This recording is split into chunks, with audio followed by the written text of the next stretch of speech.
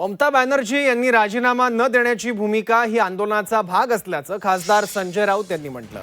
तसंच इंडिया आघाडीचा ममता बॅनर्जींना पाठिंबा असल्याचंही राऊतांनी म्हटलं। यावर भाजपचे माध्यम प्रमुख नवनाथ बन यांनी प्रत्युत्तर दिलंय। त्या जिंकलेल्याच आहे, ते खरं आहे।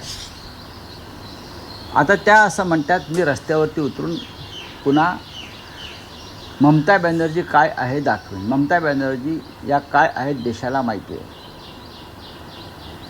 त्यांनी असे सांगितले मी राजीनामा देणार नाही कारण मी विजयी झालेले आहे। मी राजीनामा देणार नाही हा त्यांच्या आंदोलनाचाच एक भाग आहे। सरकार विरोधी, निवडणूक आयोगाविरोधी किंवा लोकशाही विरोधी ज्या कृत्यांची मालिका तिकडे झाली त्या विरोधामध्ये मी राजीनामा देणार नाही हा त्यांच्या आंदोलनाचा एक भाग समजून घेतला पाहिजे। हे त्यांचं एक आंदोलन आहे आणि त्या आंदोलनाला आता काय दिशा मिळते पाहावं लागेल। एखाद्याला नोकरीमधनं काढून टाकल्यानंतर मी राजीनामा देणार नाही अशी भूमिका घेतल्यानंतर त्या राजीनाम्याला काही अर्थ नसतो। तुम्हाला जनतेनं घरी बसवलंय, तुम्हाला जनतेनं पश्चिम बंगालमधनं काढून टाकले, त्यामुळे तुम्ही राजीनामा दिला काय, नाही दिला का, पराभव स्वीकारला का किंवा नाही स्वीकारला का, यांनी काहीही फरक पडत नाही। लोकांचा आदर करणं हे ममता बॅनर्जींनी कधीच केलं नाही।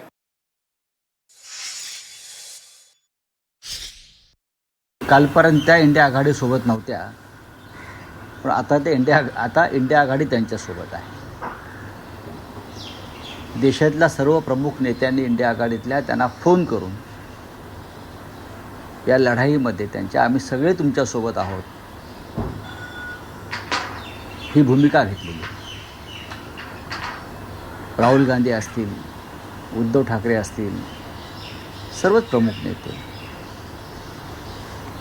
ममता बॅनर्जी यांचा जो पराभव झालेला आहे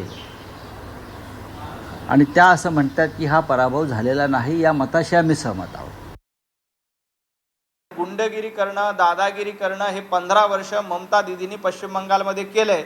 आता जनतेनं घरी बसवल्यानंतर, जनतेनं नाकारल्यानंतर देखील ममता दीदीची दादागिरी सुरू आहे। पण संजय राऊत त्याचं समर्थन करतायत। संजय राऊत तुम्हाला खूप खूप शुभेच्छा। तुम्ही ममता दीदींच्या या आंदोलनामध्ये थेट पश्चिम बंगालमध्ये जाऊन सहभागी व्हा आणि त्यांना पाठिंबा द्या।